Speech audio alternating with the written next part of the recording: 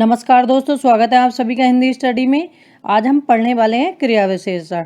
मैं साहित्य की वीडियो तो डाल रही हूँ, तो मैंने सोचा कि व्याकरण में, क्योंकि हमारे सभी एग्जामों में पूछा जाता है, तो एक दो वीडियो हम साथ साथ उसकी भी डालते चलेंगे, जिससे कि साथ साथ दोनों की तैयारी होती रहे, हमारी साहित्य की भी और ग्रामर की भी। तो आज हम पढ़ रहे हैं क्रिया विशेषण।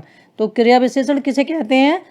जो शब्द क्रिया की विशेषता बताते हैं उन्हें क्रिया विशेषण कहते हैं। ये तो एक सीधी वाली इसकी डेफिनेशन हो गई।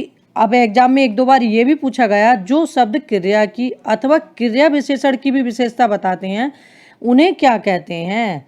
तो उन्हें क्रिया विशेषण कहते हैं। क्रिया विशेषण कितने प्रकार के होते हैं? क्रिया विशेषण 4 प्रकार के होते हैं, जैसे रीतिवाचक क्रिया विशेषण, कालवाचक क्रिया विशेषण, स्थानवाचक क्रिया विशेषण और परिमाणवाचक क्रिया विशेषण। अब रीतिवाचक क्रिया विशेषण जो होता है हमारा, रीति का मतलब होता है तरीका, मतलब जो क्रिया हो रही है, काम हो रहा है, वो किस तरीके से हो रहा है। एक होता है हमारा कालवाचक, ये हमारा होता है समय का बोध कराता है कि किस समय पे वो काम हो रहा है। एक हमारा होता है स्थानवाचक, स्थान मतलब बताता है कि किस जगह पे हो रहा है वो। परिमाणवाचक, परिमाण होता है, परिमाण मतलब कितनी मात्रा में कोई काम हो रहा है। ठीक है, जैसे इसके एग्जाम्पल देखते हैं तो एग्जाम्पल से आसानी से समझ में आएगा। कोयल मधुर गाती है, तो कोयल क्या करती है? मधुर गाती है। तो अब हम इसमें कैसे पता चला कि कौन से, आप एग्जाम में दे दिया चारों की, रीतिवाचक, कालवाचक, स्थानवाचक, परिमाणवाचक, तो इसमें कौन सा क्रिया विशेषण है? तो अब हम इसमें कैसे पता करेंगे? तो अब नहीं भी समझ ध्यान आ रहा है तो हम इसमें कैसे या कैसा लगाकर देखेंगे कि इसमें आंसर मिलेगा या नहीं। तो कोयल कैसा गा रही है? तो कोयल मधुर गा रही है। तो ये कैसा गा रही है? कोयल मधुर गा रही है। तो ये हमारा क्या हो गया? तरीका। आगे देखते हैं। कोयल सुबह गाती है, तो कोयल कब गाती है? तो कब लगा के देखेंगे तो पता चलेगा। तो कब मतलब समय का बोध करा रही है, तो कब गाती है?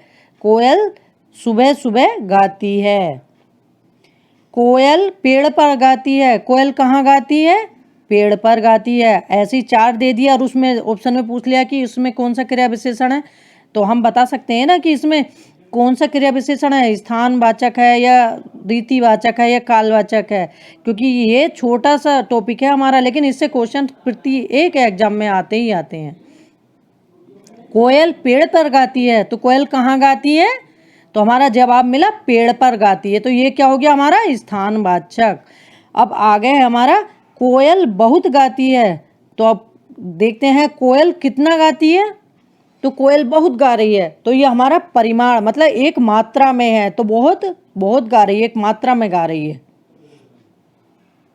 अब ऐसे एग्जाम्पल भी आ जाते हैं, जैसे मैंने इसलिए एक एग्जाम्पल दिया है इसमें, वह धीरे धीरे सुबह बगीचे में टहलने जाती है। अब ये एग्जाम में आया हुआ क्वेश्चन है, तो इसमें दे रखा था कि इसमें कौन सा क्रिया विशेषण नहीं है। अब इसमें हमारे 3 तो क्रिया विशेषण हैं, अब इसमें एक हमारा क्रिया विशेषण नहीं है। तो हमारा इसमें एक क्रिया विशेषण जो नहीं है वो हमारा है परिमाणवाचक। तो कौन सा नहीं है? परिमाणवाचक। अब धीरे धीरे ये भी रीति हो गई, मतलब तरीका। कालवाचक समय का बोध करा रहे सुबह, और स्थान का कहाँ टहलने गए? बगीचे में।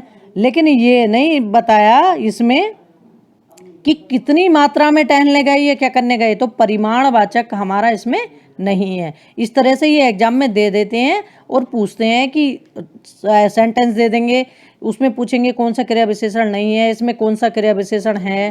ठीक है, मुझे लगता है कि समझ में आ चुका होगा। थैंक यू दोस्तों।